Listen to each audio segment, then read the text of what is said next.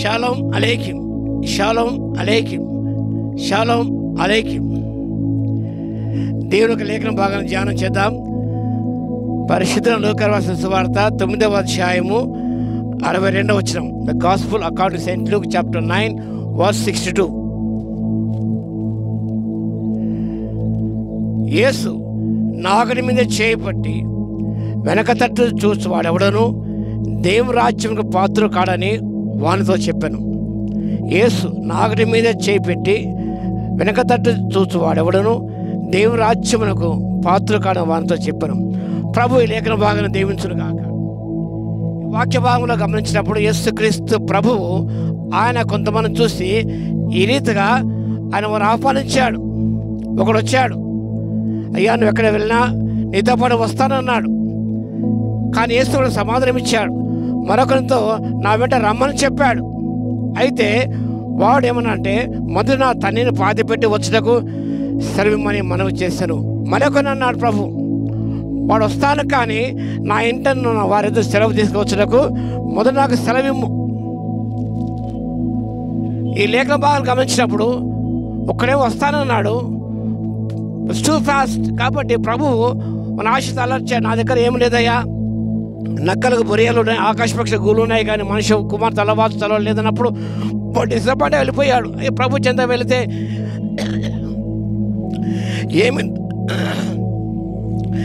ఏమి దొరకదని వాడు ఆశించాడు.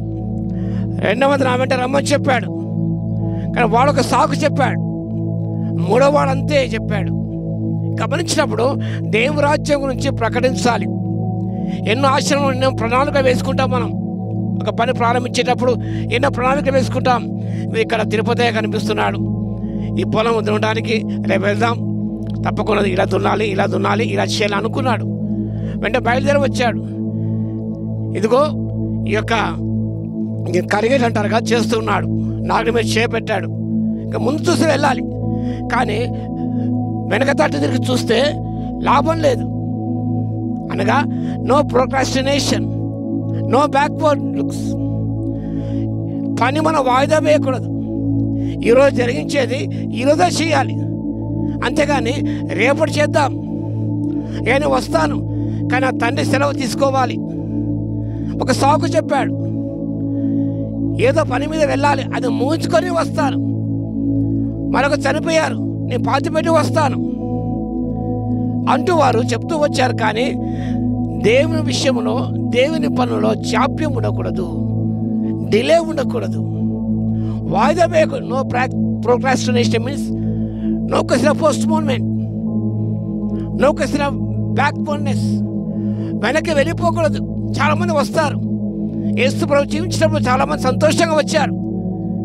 ఆయన ప్రభు ఒక మాట అన్నాడు, నా శరీరం తిని నా రక్తం త్రాగితేనే కానీ మీలో మీరు జీవగలవారు కాలన్నప్పుడు చాలామంది వెళ్ళిపోయారు, మరికొందరు రాలేకపోయారు. కాబట్టి గమనించినప్పుడు యేసు ప్రభు విషయంలో, ఆ రాజ్యస్వార్థ విషయంలో there is no question of postponement, number 1. Number 2, there is no question of backwardness. వెనక్కి వెళ్ళిపోకూడదు, నో బ్యాక్వర్డ్ లుక్స్. ఈయన చూస్తే ముందే చూస్తున్నాడు, ఇప్పుడు వెనక తిరిగి చూస్తే ఆయనకెంతో నిరాశ కలుగుతుంది. అబ్బా ఎప్పుడు పని ముగించాలబ్బా, ఎంతసేపు అవుతుందో అంటూ వెనక్కి తిరిగి చూడకూడదు.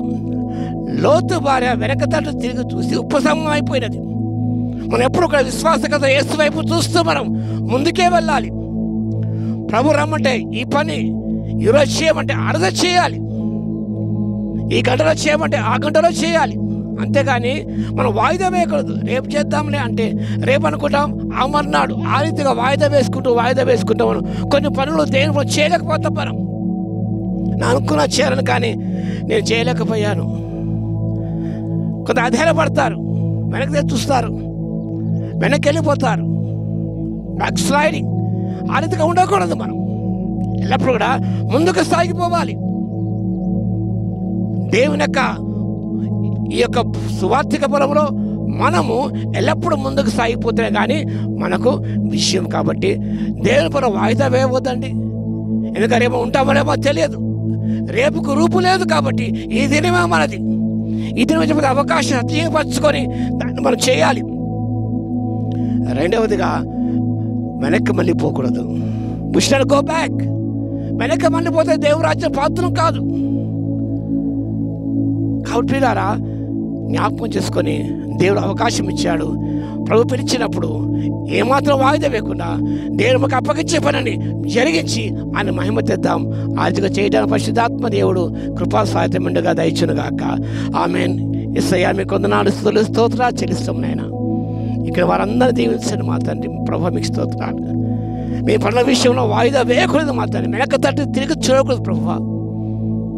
మేప చూస్తూ మా తండ్రి మీరు మాకు అప్పగించిన బాధ్యతలన్నీ కృప నేనే పూర్తి చేయడం కృప దయచేయండి. రేపు మాది కాదు తండ్రి. రేపేమో సమస్య మాకు తెలియదు నాయన. ఈరోజే మాది. ఇది అవకాశం ఇచ్చారు మేము సాక్ష్యం ఇవ్వడానికి, కీర్తించడానికి, స్తుతించడానికి, మీ గురించి ప్రకటించడానికి, మీ గురించి సంభాషించడానికి, మీ కార్యాలు తెలియచేయడానికి తండ్రి అవకాశం ఇచ్చారు. కాబట్టి ప్రభువా వెనక్కి మళ్ళీ పోకుండా, ఆగిపోకుండా, దాన్ని వాయిదా వేయకుండా మీ పని చేసే కృపను దయచేయవలసిగా విజ్ఞాపన చేస్తూ యేసయ్య నామమున ప్రార్థించి వేడుకొంచున్నాము తండ్రి. ఆమేన్. మన తండ్రి అయిన దేవుని యొక్క ప్రేమయు, మన ప్రభువును రక్షకుడైన యేసుక్రీస్తు యొక్క కృపయు, పరిశుద్ధాత్మని అన్యోన్య సహవాసం మనందరికీ సదాకాలము తోడే ఉండును గాక. ఆమేన్.